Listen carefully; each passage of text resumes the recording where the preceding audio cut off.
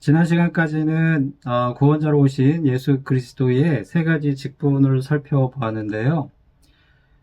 우리가 지금까지 나누었던 이 소요리 문답 전체 내용을 잠시 리뷰하고 넘어가겠습니다. 소요리 문답 첫 번째 질문이 무엇이었죠? 사람의 제일 되는 목적이 무엇입니까? 였죠. 사람의 제일 되는 목적이 무엇입니까? 성경은 인생의 목적에 대해 뭐라고 답을 하고 있죠? 그것은 하나님을 영화롭게 하고 영원토록 하나님을 즐거워하는 것이다. 이렇게 설명하고 있습니다. 그러면 어떻게 하는 것이 하나님을 영화롭게 하고 그분을 영원토록 즐거워하는 것이냐? 사람 스스로는 알 수 없기 때문에 하나님은 성경을 통해서 그것을 가르쳐 주십니다. 따라서 성경을 통해서 우리가 알 수 있는 것은 영화롭게 해야 할 대상이신 하나님은 누구이신가?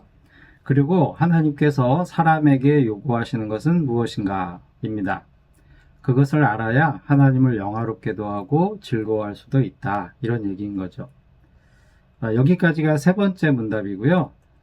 그래서 네 번째 문답에서 12번째 문답까지는 먼저 하나님은 어떤 분이신가를 다루고 있습니다. 그리고 하나님께서 하시는 일은 어떤 일인가? 이 부분에서 우리는 하나님의 신적이고 또 인격적인 속성과 그 다음에 그분의 유일성, 그리고 그분의 삼위일체라고 하는 존재 방식 등을 배웠고요.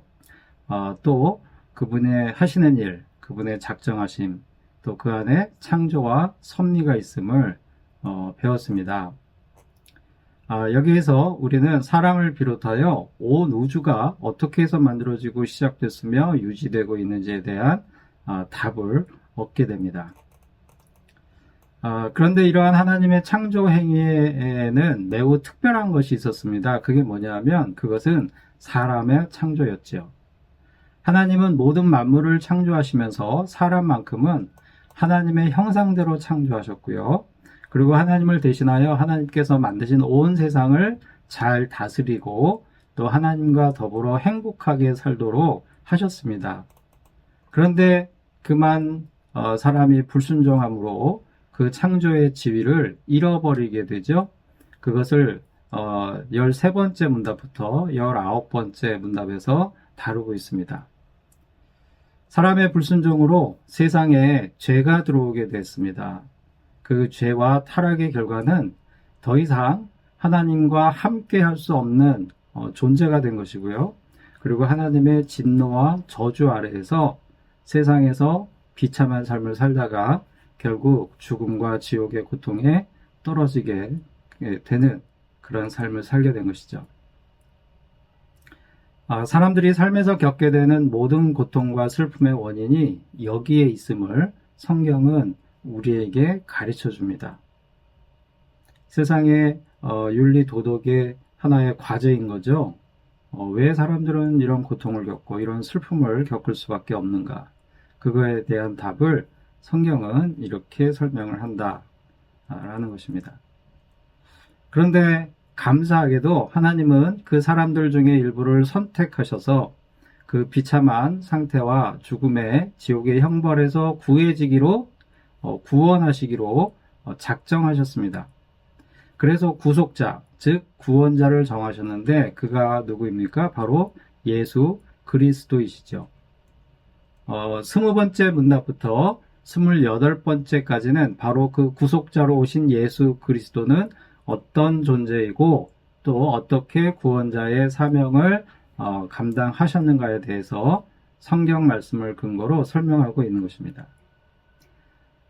그러면 예수 그리스도는 어떤 존재였죠? 삼위일체의 한 위로서 완전한 하나님이시면서 동시에 완전한 사람인 존재인데 사람이 되신 방법은 성령으로 말미암아 동정녀의 몸을 입고 이 세상에 오신 것이었습니다.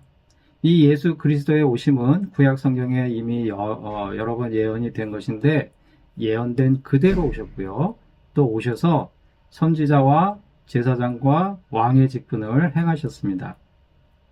지난 시간까지 이 왕의 직분을 다뤘다는 것을 같이 나눴고요. 이제 예수 그리스도에 대한 문답은 두 개가 남았습니다.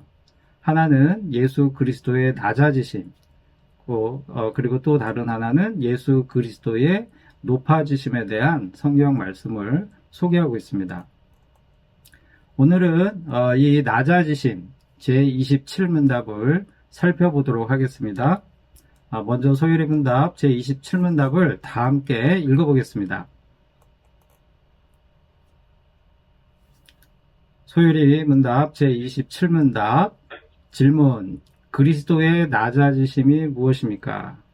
답: 그리스도의 낮아지심은 그분이 강생하시되 그처럼 비천한 형편에 태어나셨고 율법 아래 나셨으며 이 세상에서 여러 가지 비참함을 겪다가 하나님의 진노와 십자가의 저주의 죽음을 받으셨고 장사되셔서 얼마 동안 죽음의 권세 아래 거하신 것입니다. 그리스도의 낮아지심이 무엇인가? 이 질문에 나오는 낮아지심이라는 이 표현이 앞에서도 한번 나왔었습니다. 어디에 나왔냐면요. 제23문답인데요. 제가 한번 읽어보겠습니다. 제23문답의 질문이 무엇이었냐면, 그리스도께서 우리의 구속자로 무슨 직분을 행하십니까? 그리스도께서 우리의 구속자로 무슨 직분을 행하십니까? 그에 대한 답이, 그리스도께서는 우리의 구속자로서 선지자와 제사장과 왕의 직분을 낮아지고 높아지신 두 지위에서 행하십니다. 이게 답이었어요. 선지자와 제사장과 왕의 직분을 낮아지고 그리고 높아지신 두 지위에서 행하십니다. 여기에 낮아졌다, 높아졌다 이런 표현이 나오죠. 앞에서 선지자, 제사장, 왕의 직분을 살펴보았고요. 그 다음에 이 낮아지고라고 하는 이 낮아지심이 어떤 의미인지 그것을 27문답에서 다루고 있는 것입니다. 여기에 보면 그러면 이제 낮아지셨다고 하는데 그것은 무엇을 의미하는가? 삼위일체의 한 위로서 존재하시는 하나님과 동등한 존재이신 예수님께서 사람이 되신 것과 제사장의 직분을 행하시면서, 우리가 이미 살펴봤었죠? 제사장의 직분을 행하시면서 십자가에서 죽으심으로 영원한 화목제물이 되셨음을 설명하면서 예수님이 이렇게 낮아지셨구나 라고 하는 것을 우리는 이미 일부 보게 되었습니다. 이에 대해서 제27문답은 좀 더 자세히 그리스도의 낮아지심을 설명하고 있다, 이렇게 볼 수 있는 것이죠. 그러면은 어떻게 좀 더 자세히 설명하고 있느냐? 첫 번째는 강생하시되 비천한 형편에 태어나셨다, 이렇게 얘기하고 있습니다. 강생하시되 비천한 형편에서 태어나셨다. 강생이란 말은요, 이 강이라고 하는 말이 이제 한자어인데 내려오다라는 뜻입니다. 비행기가 착륙할 때 하강한다 이런 표현을 하죠. 내려온다. 강생이란 말은 인간의 육신을 입고 오셨다. 예수 그리스도께서 인간의 육신을 입고 오셨다. 인카네이션 하셨다. 곧 사람이 되셨다는 말씀인데요. 사람이 되신 것은 갑자기 성인의 모습으로 나타나는 방식이 아니라 보통의 사람과 같이 아기로 태어나셔서 보통의 사람과 같이 어려서부터 성장하는 삶의 모든 과정을 그대로 따르셨다는 말씀입니다. 이 과정에서 아기로 태어나실 때는 우리가 다 아는 바와 같이 어머니 마리아가 제대로 된 출산 장소를 얻지 못하고 사람이 아닌 말들이 사는 마국간에서 거기서 출산을 하죠. 그리고 아기로 오신 예수님이 처음으로 누우신 곳이 말의 밥통, 말구유였습니다. 이렇게 비천한 형편에서 태어나신 것이죠. 둘째, 예수님은 율법 아래 나셨다, 이렇게 얘기하고 있습니다. 율법 아래 나셨다. 갈라디아서 4장 4절에서 5절 말씀 같이 한번 읽어보겠습니다. 갈라디아서 4장 4절에서 5절 말씀입니다.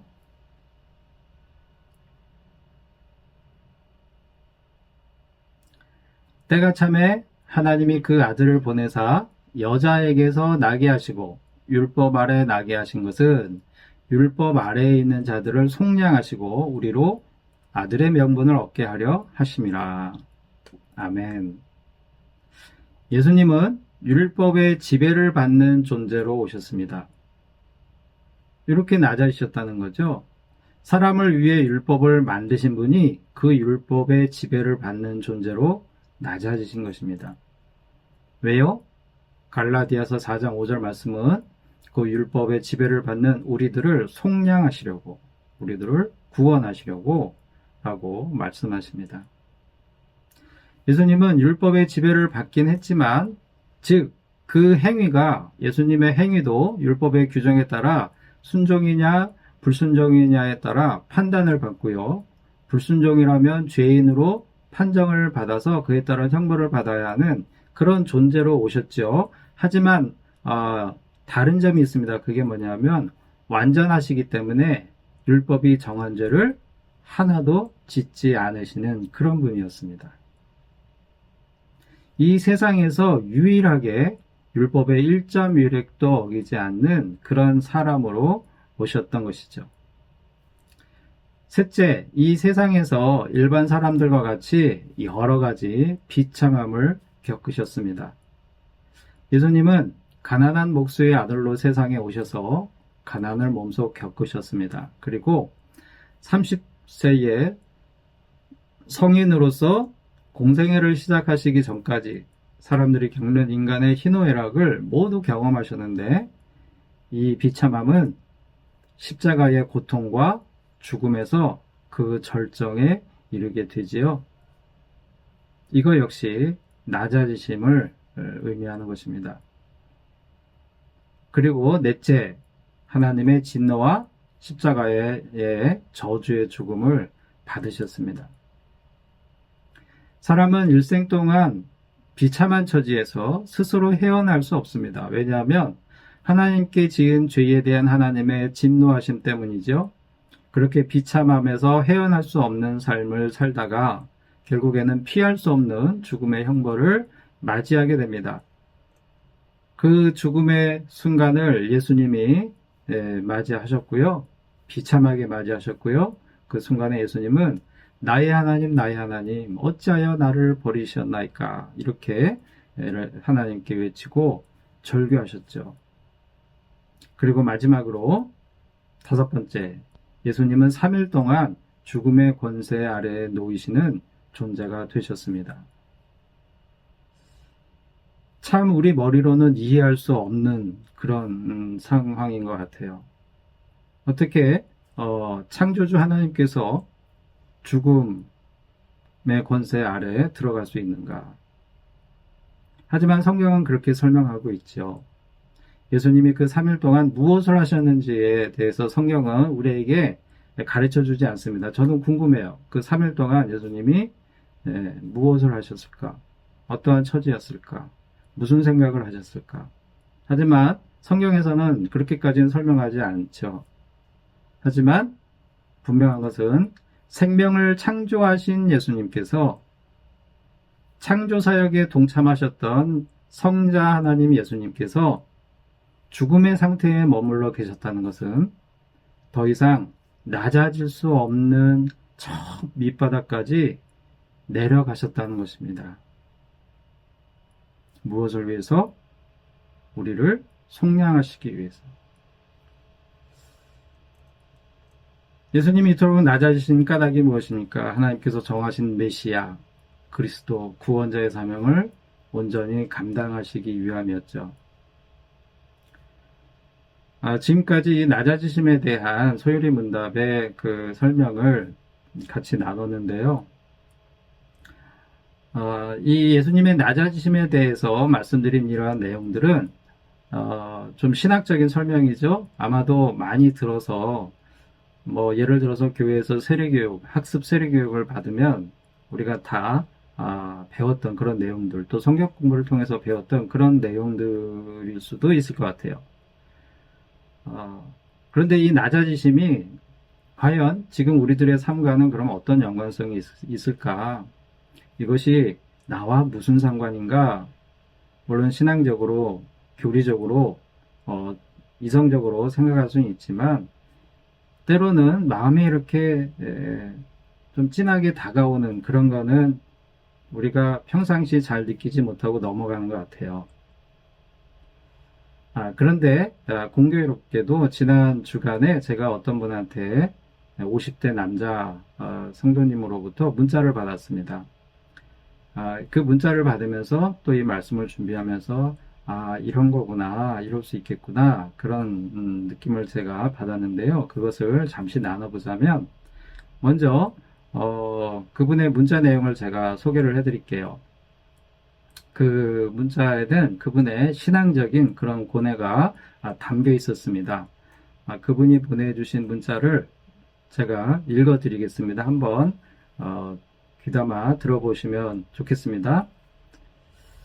그분이 말씀하시길, 저는 쉰이 넘으니 50세가 넘었다는 얘기죠. 예수의 섬김이나 인간의 유한함에 반하는 하나님의 무한함은 받아들이지만 예수의 섬김이나 인간의 유한함에 반하는 하나님의 무한함, 그러니까 예수님의 섬김이나 하나님의 무한성은 받아들이지만 현실에서 보여지는 이스라엘 정권의 행각, 지금 이스라엘이 그 팔레스틴하고 계속 전쟁 중인데, 전쟁이라기보다는 일방적으로 그 팔레스틴 사람들이 말하자면 그냥 두드려 맞는 거죠.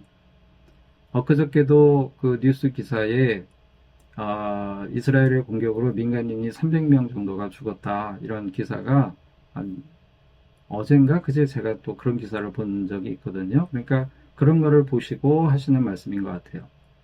현실에서 보여지는 이스라엘 정권의 행각, 그리고 일부 복음주의 기독교인들의 꽉 막힘, 일부 교회의 부조리함에 질려서 기독교에 대한 모든 것에 대해 냉소적인 시각을 갖게 되었습니다. 섬기는 삶을 사시는 목사님들께는 오히려 간단한 문제이겠지만요.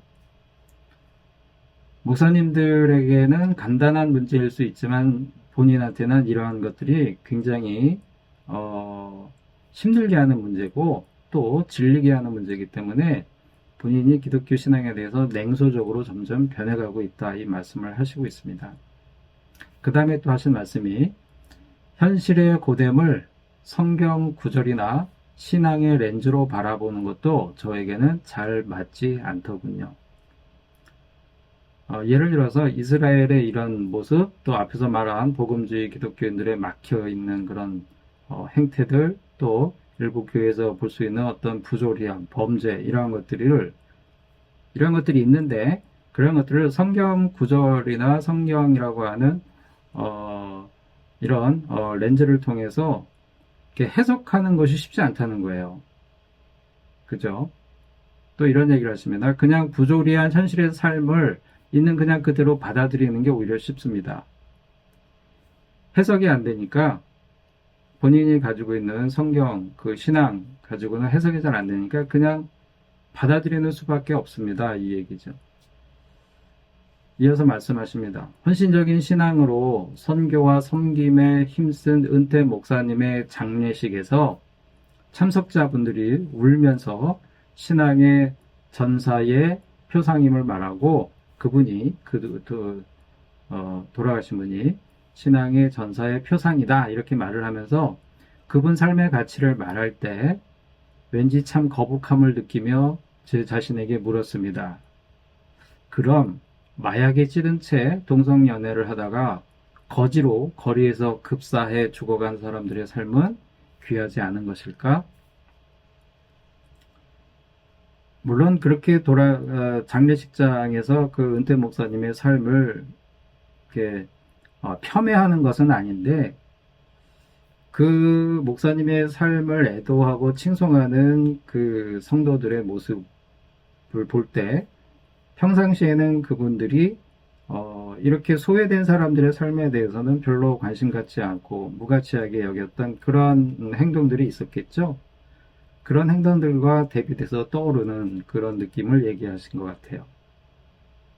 마약에 찌든 채 또 동성연애를 하다가 거지로 거리에서 죽어간 사람들의 삶은 귀하지 않은 건가? 이런 생각을 한 거죠. 이어서 얘기하십니다. 예수님의 희생, 헌신적인 삶, 또 자신을 십자가에 못 박고 예수를 따라야 하는 믿음의 여정을 가야 하는 크리스찬의 삶의 방향에 너무나 반하는 일부 신앙인 기독교, 하나님이 소위 점지해 놓으셨다는 유대인들, 이스라엘 정권의 행태에 분개하실 게 분명한데, 목사님께서는 이런 현실에서 어떻게 하나님을 만나시나요? 이렇게 저에게 묻고 있습니다. 그러면서 어떤 락 음악 그 밴드의 사진을 보내줬어요. 어떤 밴드냐면 라몬즈라고 하는 그룹입니다. 라몬즈. 그 제가 찾아보니까 그 펑크 뮤직이라고 있잖아요. 펑크 좀 반사회적인 좀 저항의 메시지를 많이 노래하는 그런 음악 그 락 장르죠. 거의 그것을 그 선구적인 그런 그룹이었던 것 같은데, 그 그룹의 사진을 저한테 보내면서 이렇게 얘기합니다. 사진상 멤버 중 질병으로 사망한 1명, 그리고 멤버 외엔 전부 마약, 과도 투약으로 사망했습니다. 저는 개인적으로 자신들이 추구하는 음악적 철학에 삶을 접목하여 충실히 살다가 갔다고 생각합니다. 비록 그렇게 죽긴 했어도 말이죠. 그들이 자신들이 추구하는 음악적 철학을 삶에 접목하여 충실히 살다 간 사람들이다 라고 그들의 삶을 평가를 하고 있습니다. 지금 이분이. 그러면서 뭐라고 했냐면 반사회 반제도적 음악 정신을 그들은 그대로 실천했고요. 맞고 틀림을 떠나서 적어도 표리부동한 삶은 아니었던 것이죠. 그러니까 겉과 속이 다른 위선적인 삶은 살지 않았다. 비록 그들이 그렇게 죽었어도. 그런데 그들이 죽음을 보고 그들의 삶을 전부 다 정죄하고 판단할 수 있을까? 이런 얘기를 하는 것 같습니다. 그리고 이어서 이야기합니다. 대부분의 사람들도 현실에 안주하고 속고 속이고 죽고 죽이고 뺏고 빼앗기며 살아가겠지요. 이런 것이 삶이란 생각도 합니다. 하지만 기독교 논리와 정신을 알고 따르며 소위 실천한다는 교회, 신앙인들은 너무나 표리부동합니다. 겉과 속이 다르다는 거죠. 이 표리부동함을 인간의 원죄 차원의 것이 아닌 인간의 기본 차원에서 보고 싶다면 억지일까요? 이 표리부동함에 대해서 그냥 범죄한 죄악, 어떤 죄성, 타락한 본성으로 설명을 하죠. 성경이. 그런 차원이 아니라 그냥 인간됨의 기본 차원에서 보고 싶은데 인간적인 면에서도 보고 싶고 그런 마음인데 그렇게 보면 안 되겠습니까? 이 말을 저에게 하고 있는 거예요. 그리고 또 얘기하십니다. 일부 교회나 일부 기독교인들 중에 겉다르고 속다른 걸 너무 많이 봤어요. 그러면서 쭉 이어지면서 너무 많이 봤다라고 하는 그 경험들을 또 나누기도 하셨습니다. 자신이 직접 겪었던 교회의 부조리함, 위선들, 표리부동한 모습들, 그런 것들을 더 설명을 하셨습니다. 저에게.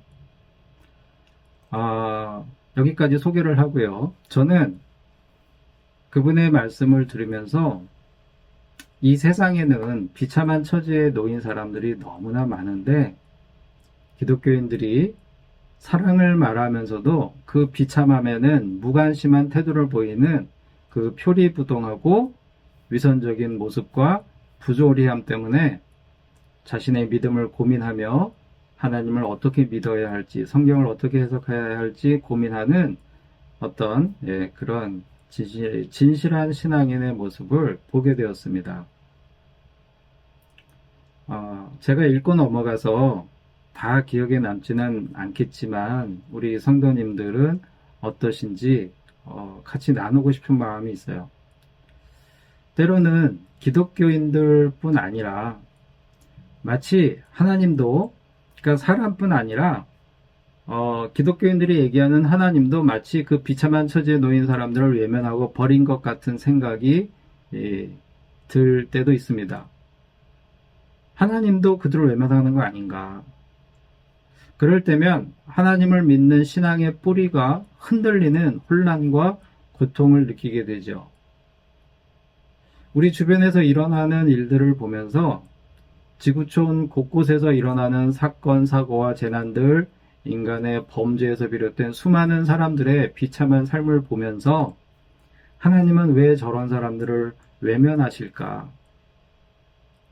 그리고 하나님께서 외면하신 것 같은 그들의 삶이 너무 안타깝고 너무 불쌍한데 세상이 돌아가는 것을 보면 그런 문제들이 해결되기보다는 더 늘어나고 더 심화될 것 같아서 마음이 더 아프고 깊은 슬픔을 느끼게 되기도 하죠. 그런 현실에 대해서, 그런 답답함에 대해서, 그런 신앙의 위기를 겪는 우리들에게 소요리 문답 제27문답이 던져주는 메시지가 있습니다. 하나님께 버림받은 것 같은 그 비참한 현실을 하나님께서는 외면하지도 그 현실에 처한 사람들을 버리지도 않으신다는 사실입니다. 그 비참한 현실 한가운데에 그들뿐 아니라 예수님이 계시면서 그들과 함께 하신다는 사실입니다. 왜냐하면 예수님은 누구보다도 하나님으로부터 철저하게 버림을 받았을 정도로 낮아지셨던 분이기 때문입니다.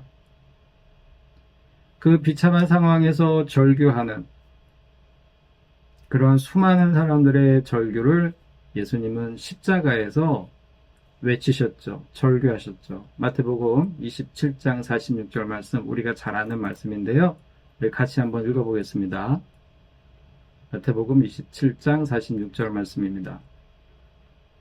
제9시쯤에 예수께서 크게 소리 질러 이르시되 엘리 엘리 라마 사박다니 하시니 이는 곧 나의 하나님 어찌하여 나를 버리셨나이까 하는 뜻이라.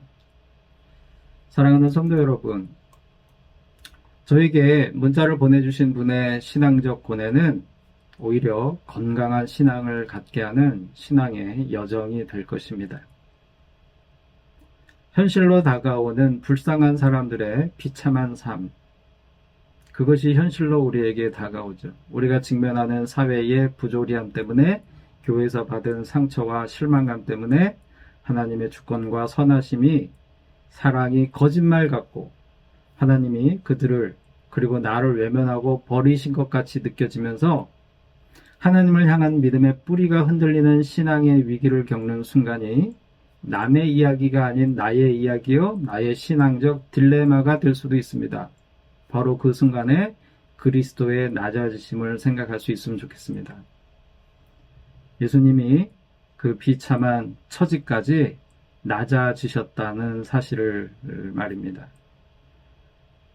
그러니까 하나님께서 그 비참함을 모르시는 게 아니라고, 외면하신 것이 아니라 그 자리까지 내려가셔서 그것을 감당해 주셨던 것입니다. 예수님의 낮아지심이 그렇다고 당장 우리들의 질문에 시원하게 답을 주는 것은 아니에요. 비참한 현실이 사라지는 것도 아닙니다. 교회와 기독교인들의 위선이 멈추는 것도 아니에요. 하지만 하나님이 그것을 외면하시는 것 같아서 괴롭고 슬프고 답답했다면, 절망했다면 이제는 하나님께서 외면하시지 않으시고 그 밑바닥까지 친히 내려오셨기에 나의 이 고민과 아픔도 알고 계시다는 사실, 내가 외롭지 않다는 사실, 그러므로 희망이 있다라고 하는 사실을 우리가 마음에 새길 수가 있다는 것이죠. 그러면 그 희망이 무엇이냐? 그것은 다음 시간에 28번째 문답을 다루면서 우리가 나눠볼 수 있을 것 같습니다. 다 같이 기도하시겠습니다.